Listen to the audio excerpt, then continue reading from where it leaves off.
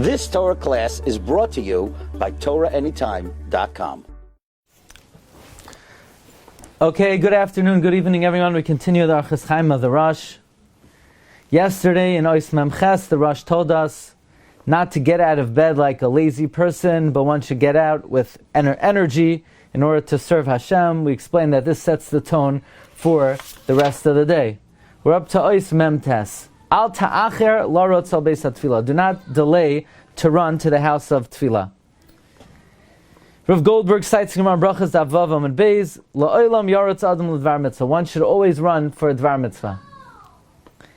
In our Chaim Simon Tzadi Sif Yud Beis, it's a mitzvah to run as you're headed toward the shul. The Mishnah Berurah quotes a pasuk v'neida'a nirdafa la'dasas Hashem. So certainly, Mishnah Berurah says that when it comes time for shul, that is not a time to stop and converse and chat and look at your phone, because obviously you're about to put your phone away before you would enter the shul, because nobody would chas v'shalom bring a phone into a Beis HaKnesses. That's not the time to do anything other than to energetically hasten into the shul. And then the emphasis is on the Beis HaTfilah, because aside the mitzvah of davening with the minyan, there's a specific mitzvah to daven in a shul. V'shamarta raglecha penya yu mitunafais. Guard your legs, your feet, lest they be dirty.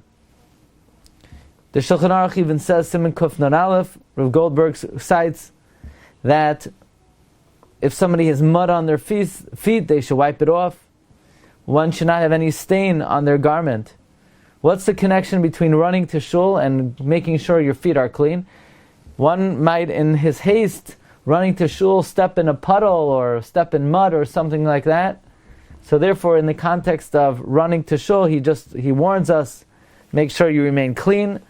Al tasim libcha achayranis b'shas tefillah. Do not place your heart backward at the time of tefillah. The importance of not diverting your attention during tefillah.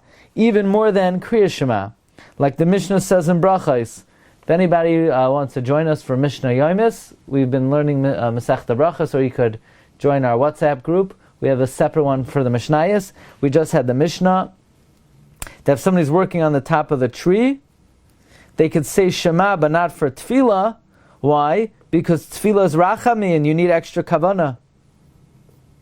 And even someone who is able to think two things at the same time, like Reb Chaim Ozer Grzinski, Reb Chaim Volozhiner. So you think, okay, I'll think about the tefillah and something else. No, it's not just a matter of thinking. It's your whole heart has to be into it to elicit the proper emotion. Reb Chaim Volozhiner brings a story in the Hakdama to Safra D'Tzniusa.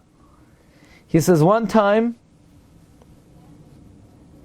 the Gra said that Min HaShamayim during Tefillah, there was a certain passage in the Zohar regarding Rosh Chodesh that he didn't understand. And in the middle, on one Rosh Chodesh, while I was davening, all of a sudden, in 1 second, 7 approaches came to me. He said, "What should I do?" So he said, maybe I should wait a little bit and arrange my thoughts. Maybe that's not a hefsek, and that's what he did, and then he returned to the davening, and then after the davening was over, he realized that everything that he thought of dissipated. It's ke'ilu, he never thought of it. And he was in such distress, and he was in such pain, that he had to wait about 30 minutes before he was able to start Hallel.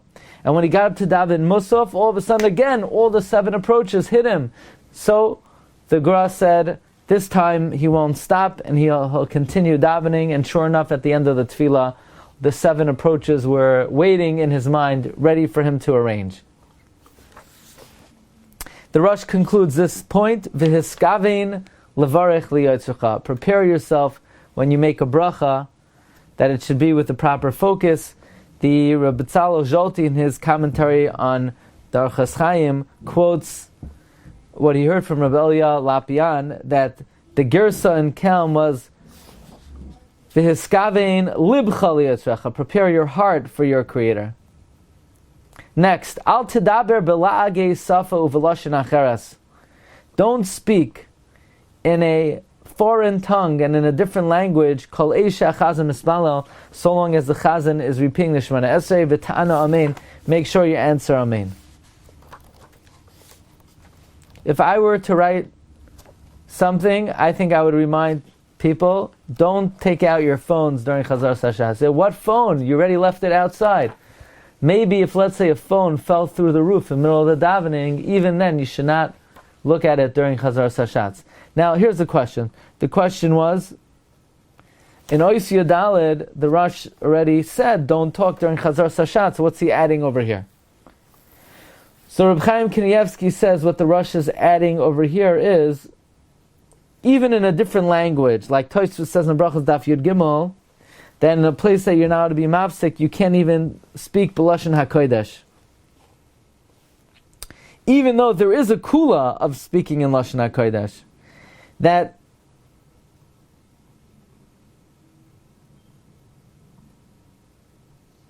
there are instances where you're allowed to be mafsik in Birchos Kriyishma, it's better to do so in lashon hakodesh, and here the Rosh is adding that during Chazaras you can't even talk in lashon hakodesh. Here I'll add the following: if you're a gabbai, I'm a gabbai, I'm going to go ask somebody what their name is. Are they a kohen? Oh, that's a good one.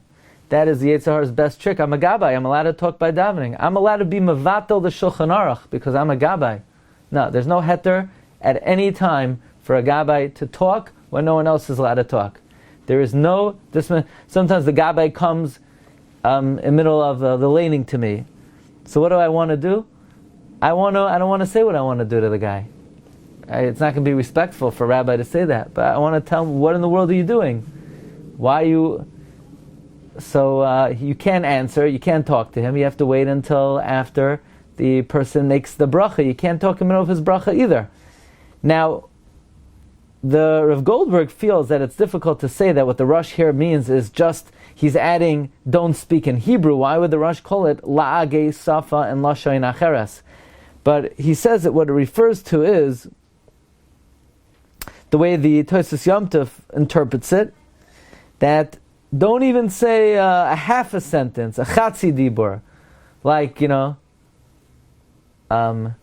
instead of saying "Are you a kohen?" you say "Kohen," or I don't know, speaking with like half syllables, where the guy understands what you mean to say, but without saying it outright. That's the reference of lagei safa of lashon acheres. But during Chazaras Hashatz, by the way, during Chazaras Hashatz is not a time to collect tzedakah either. All of a sudden, people become big tzedakah collectors during Chazaras Hashatz. Do you collect tzedakah mil shman esrei? Mil shman esrei, you take out a credit card machine and ask people for money. Then, if you don't do it during your shtil shman esrei, then certainly you can't do it during Chazaras Hashatz. Even though people don't want to hear this, because that's when people give, you have to wait till Ashrei, but not during Chazaras Hashatz, or during Kaddish. You can't do it during Kaddish or Kiddush either. Okay, Rabbi say, have a wonderful night. Tonight at 8:30 we have an amazing shir on the 12 Chadashim being Keneged the 12 Shvatim. Wishing everyone a wonderful night. Yaakov, you have a question? No. Okay, how are you, Yaakov? Okay, have a good night. Kol tov. You've just experienced another Torah class brought to you by TorahAnytime.com.